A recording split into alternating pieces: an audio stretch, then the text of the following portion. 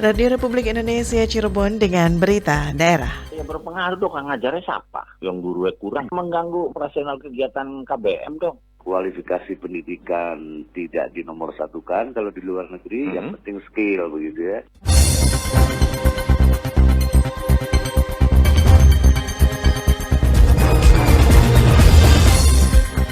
Sari berita, tenaga honorer di Kabupaten Cirebon was-was adanya wacana penghapusan tenaga honorer. Banyak masyarakat Kabupaten Cirebon berminat menjadi pekerja migran Indonesia. Saya Lisma Jeliasari, inilah berita daerah selengkapnya.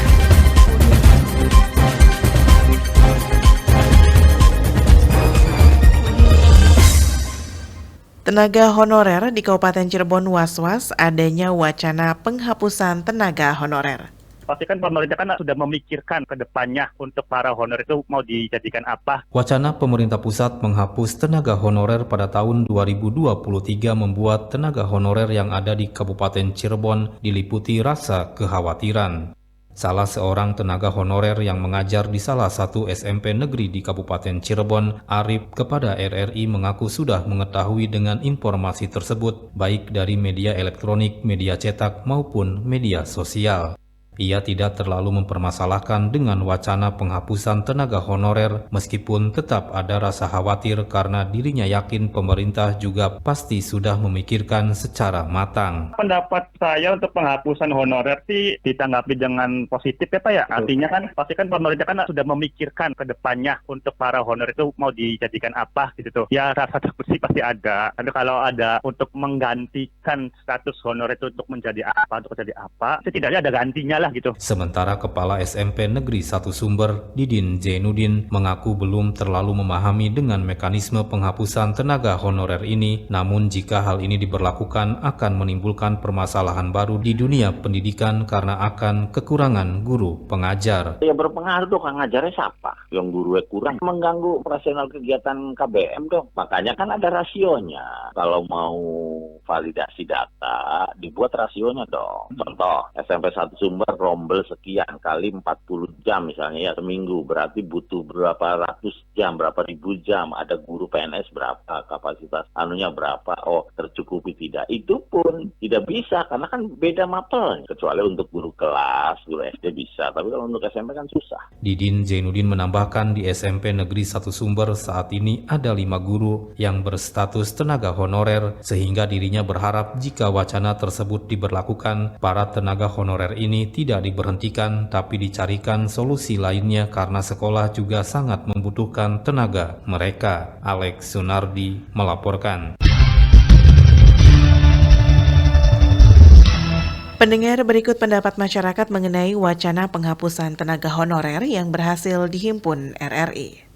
Saya Ivan Maulana, pemerhati kebijakan publik Kabupaten Cirebon. Dalam hal ini mencoba untuk menyikapi tentang penghapusan honorer yang akan dilakukan oleh pemerintah pusat tahun depan. Itu bagi saya adalah kebijakan yang sangat gegabah karena tidak diiringi dengan solusi konstruktif bagaimana nasib honorer yang sudah lama mengabdi tetapi tidak punya celah untuk menjadi P3K ataupun calon pegawai negeri sipil. Mungkin ini yang perlu dipertimbangkan oleh Menpan RB.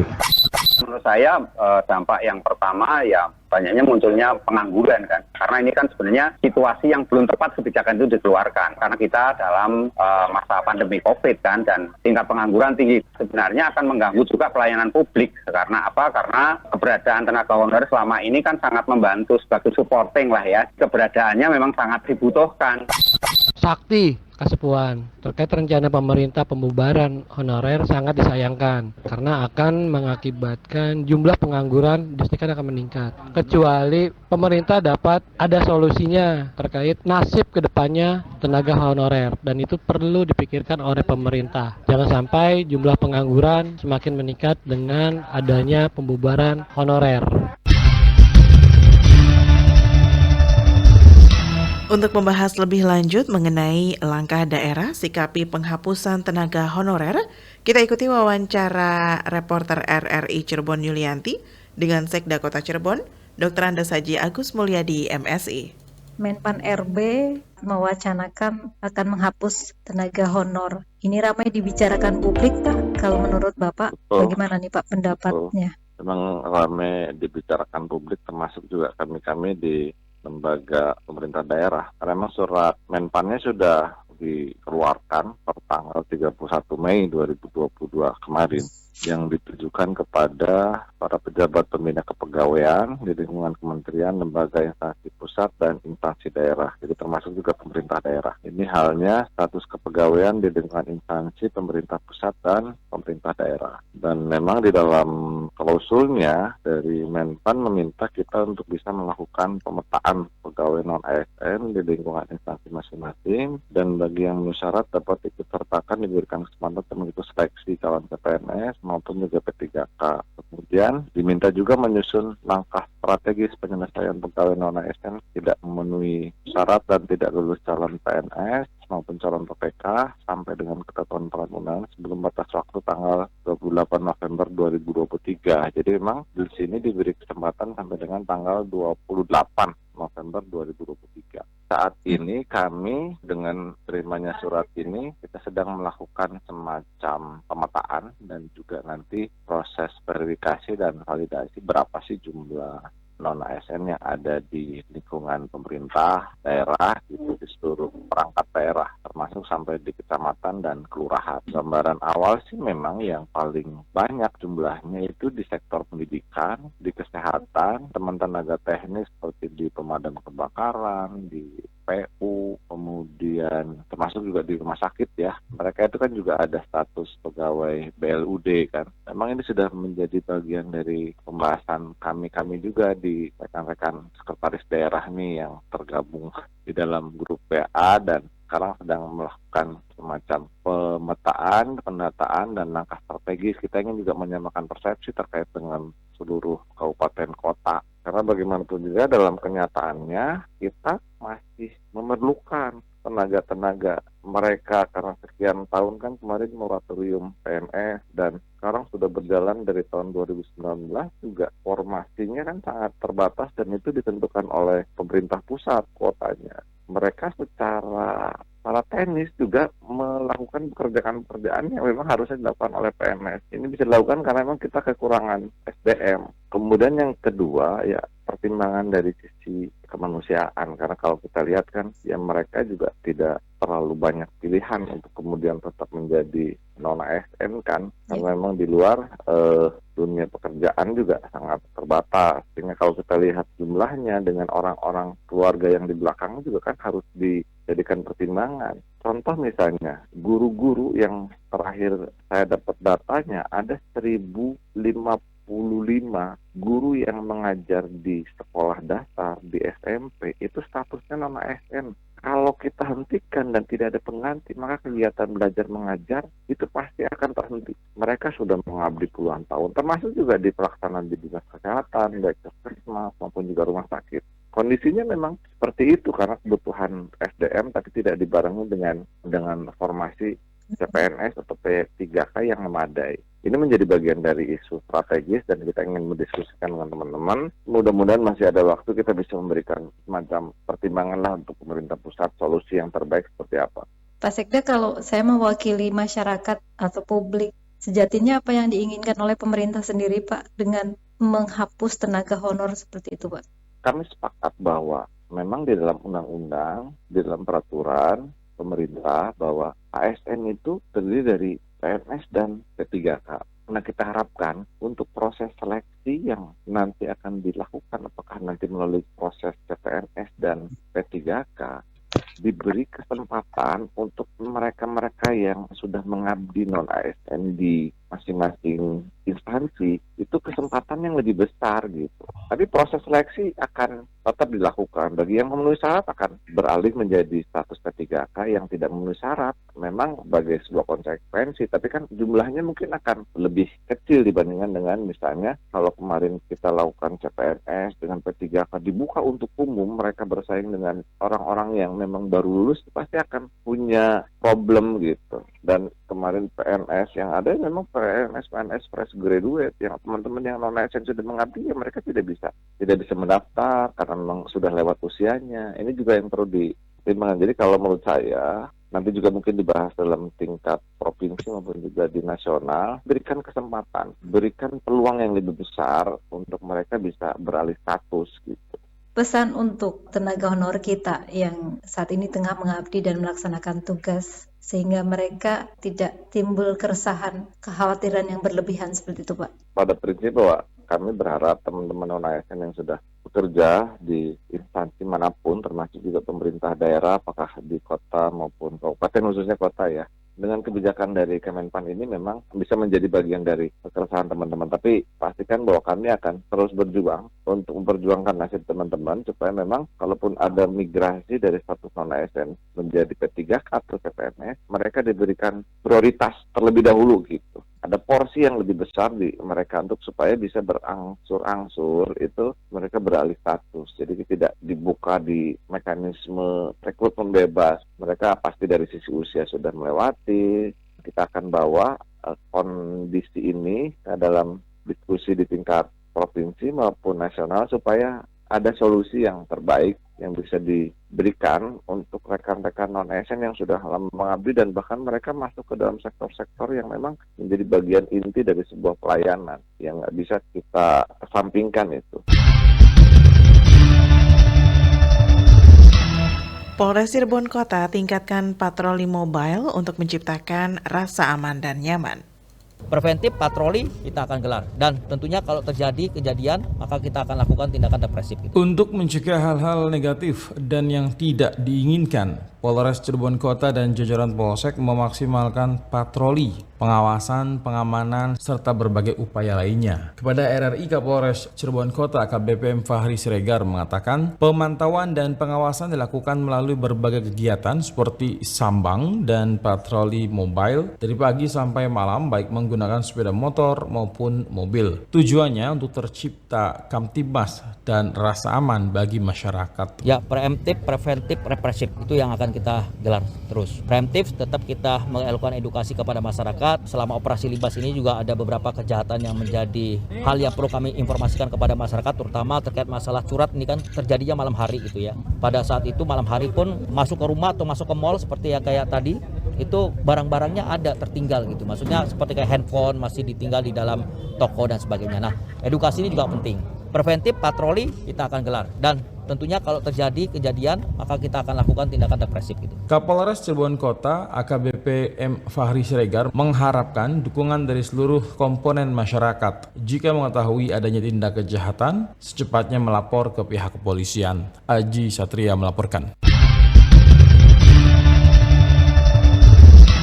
Jalur khusus sepeda di sisi kiri dan kanan Jalan Siliwangi, Kota Cirebon, hingga kini masih dijadikan tempat parkir.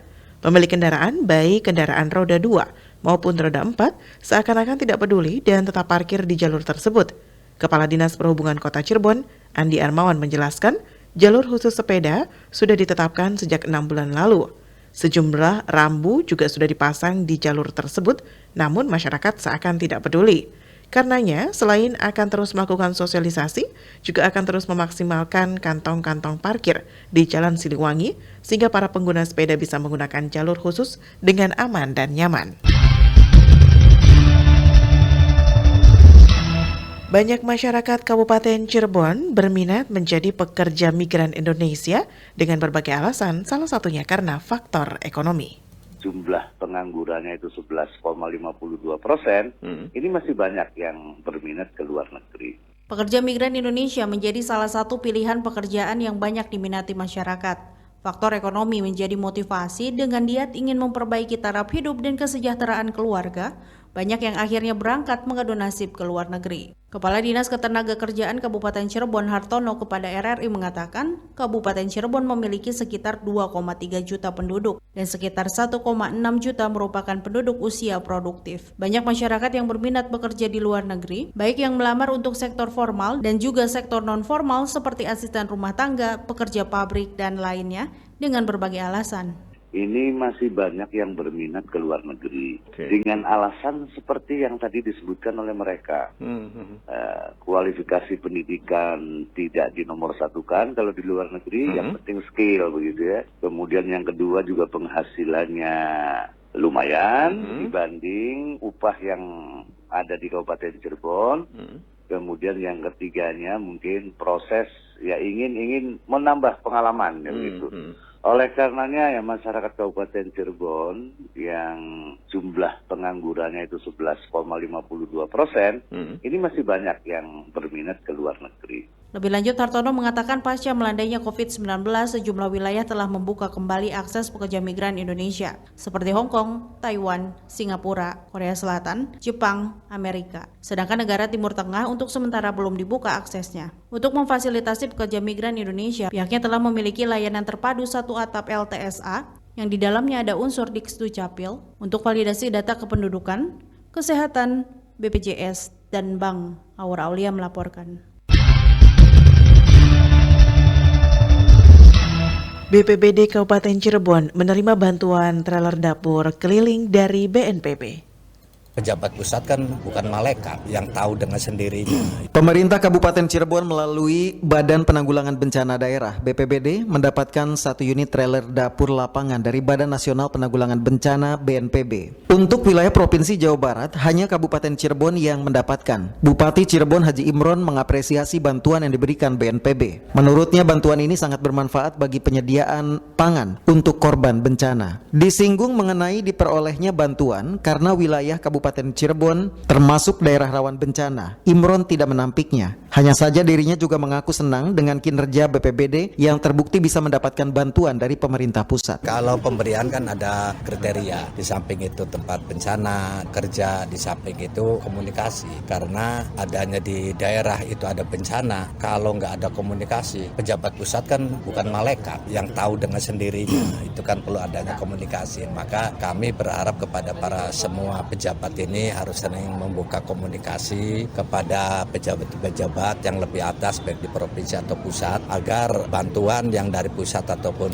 provinsi bisa mengalir ke Kabupaten Cirebon karena mengetahui adanya komunikasi dan kebutuhan yang ada di daerah itu. Sementara itu Kepala BPBD Kabupaten Cirebon Alex Suheryawan menyebutkan bantuan ini hasil pengajuan BPBD kepada BNPB. Ia beralasan situasi cuaca di wilayah Kabupaten Cirebon yang tidak menentu membuat pihaknya berinisiatif memohon bantuan trailer dapur lapangan. Kondisi situasi kita yang cuaca Kabupaten Cirebon cukup tidak stabil antara kemarau dan penghujan, akhirnya kami mengajukan beberapa permohonan bantuan peralatan. Salah satu dan bertahap mungkin adalah tahap pertama bantuan dari BNPB yang dikirimkan kepada kita, terpilih satu Jawa Barat yaitu Kabupaten Cirebon untuk dilakukan pemanfaatan sesuai dengan fungsi, sesuai harapan Pak Bupati. Kami berharap apabila ada masyarakat yang membutuhkan tidak hanya di seputaran kabupaten tetapi di luar kabupaten sendiri pun bisa dipergunakan. Untuk pengelolaannya ke depan, Alek menambahkan akan bekerja sama dengan Dinas Sosial guna pemenuhan bahan pangannya. Menurutnya selama ini untuk dapur umum disediakan oleh Dinas Sosial. Nono Kartono melaporkan. Ribuan petani dan nelayan menggelar unjuk rasa di depan gedung DPRD Kabupaten Indramayu. Masa petani dan nelayan ini tergabung dalam Dewan Pengurus Wilayah Komite Nasional Nelayan Nusantara DPW Konan Indramayu, Serikat Tani Indramayu STI, dan Serikat Petani Indonesia SPI. Dalam orasinya, Koordinator Lapangan Aksi Unjuk Rasa dari STI, Andi Sutiana, mendesak adanya penertiban alat tangkap yang tidak ramah lingkungan, kemudahan mengurus dokumen kepemilikan, serta izin usaha, dan pencegahan abrasi, serta normalisasi sungai di Desa Brondong dan Pabean Ilir. Selain itu juga adanya reformasi agraria sesuai dengan Peraturan Presiden Republik Indonesia Nomor 86 Tahun 2018 agar para petani dan nelayan tidak dirugikan.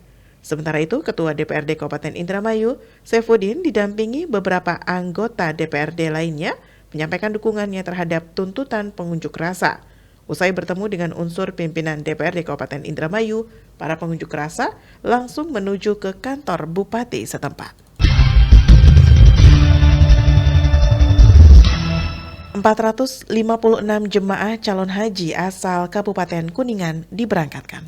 Lalu bagaimana untuk usia yang 65 ke atas gitu untuk depannya, ya kan? Jadi untuk sementara waktu untuk tahun ini kita tunda di tahun berikutnya. Pasca pandemi COVID-19, sebanyak 456 orang jemaah calon haji Kabupaten Kuningan berangkat menuju Mekah pada Kamis 9 Juni 2022.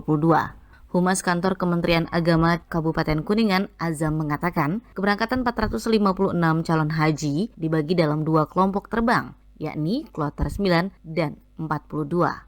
Sedangkan kloter 42 dengan jumlah 52 orang akan berangkat pada tanggal 29 Juni 2022 mendatang. Dikatakan Azam, pembatasan kuota tahun ini adalah ketentuan dari Kerajaan Saudi Arabia. Kurang lebih kan biasanya normalnya itu kurang lebih 900 sampai 1000 ya Bu. Untuk tahun ini karena ada pembatasan 50%, jadinya kita hanya memberangkatkan 457. Cuma kita dapat seatnya 450. Kemudian untuk selanjutnya dari pembatasan usia ya, pembatasan usia itu hanya 65 ke bawah. Jadi ini juga menjadi hal yang banyak dipertanyakan oleh masyarakat ya. Lalu bagaimana untuk usia yang 65 ke atas gitu ke depannya ya kan. Jadi untuk sementara waktu untuk tahun ini kita tunda di tahun berikutnya. Tapi untuk aturan ini tidak selamanya gitu. Sementara itu, Bupati Kuningan Haji Aceh Purnama bersyukur para jemaah calon haji asal Kuningan bisa berangkat. Menurutnya, ibadah haji merupakan ibadah fisik. Karena selama 40 hari beribadah, calon haji sebaiknya menjaga asupan makanan, mengingat cuaca yang panas dan kondisi yang tidak menentu. Hal itu membutuhkan adaptasi yang tinggi ketika berada di sana. Demikian, Andini Rahmawati melaporkan. Saudara, selanjutnya kita beralih ke berita olahraga. Berita olahraga. Berita olahraga.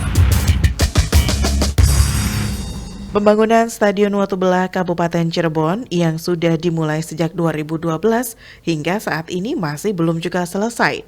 Pembangunan Stadion Watubelah yang awalnya digunakan sebagai venue pertandingan PON 2016 beberapa kali mangkrak karena tidak adanya anggaran. Terakhir kali pengerjaannya di tahun 2019, namun setelah itu tidak ada lagi kejelasan kelanjutannya. Pengamat olahraga Cirebon Asep Saifullah sangat menyayangkan progres pembangunan stadion ini yang tidak ada kejelasan kapan akan selesai. Ia khawatir dengan mangkraknya pembangunan, kualitas bangunan akan rapuh dan cepat rusak. Ia berharap pemerintah Kabupaten Cirebon harus lebih serius untuk menampung pembangunan stadion ini dan bila perlu menggandeng pihak ketiga sehingga meski di APBD tidak mendapatkan anggaran, pembangunan masih bisa dilanjutkan dengan anggaran yang didapatkan dari pihak ketiga. Saudara, sekian berita daerah kali ini. Terima kasih untuk kebersamaan Anda. Tetap sehat, tetap semangat. Selamat pagi. Demikian rangkaian berita aktual pagi ini dalam Buletin Berita Daerah Radio Republik Indonesia Cirebon.